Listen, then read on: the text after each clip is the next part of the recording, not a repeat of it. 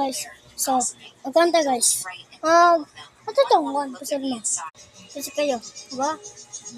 O, kasi kayo na ba? Ayan na. Ano yan, kasi kayo, guys. Masakit nagbata. Yan, bago man.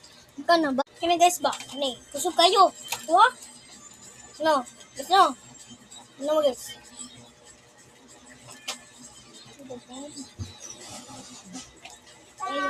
Hey, yo, chill.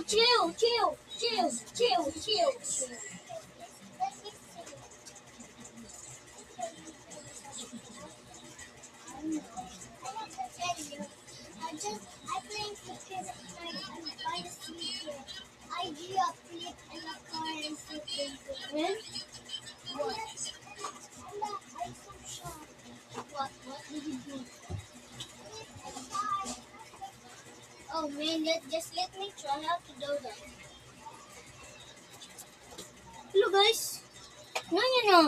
Sino yun no? Hindi. What the fuck?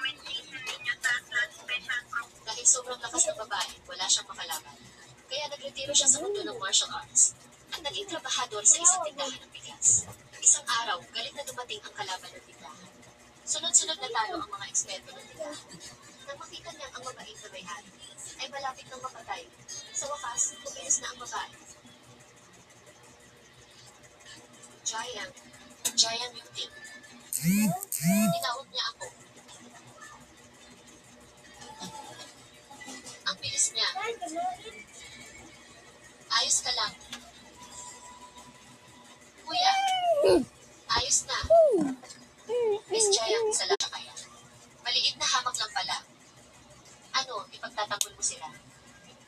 Sabi mo, basta taga-pamilya so. Ang namatay sa kamay ko, kung hindi man 100, nasa 80. Huwag mong sabihing akala mo.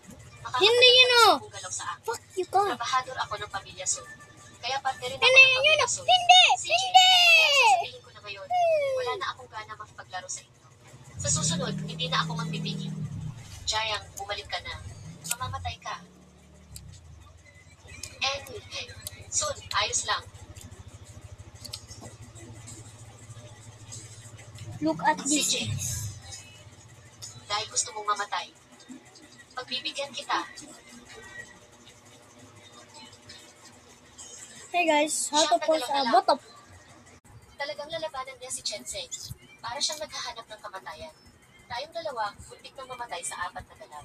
Baka 2 galaw lang ang kayanin ni Giant Beauty. Matagal ka nang nanonood. Maglag ka naman. Parang ang dali niya sanang patayin. Pero lagi niyang napaiwas. Lumaban ka sa akin.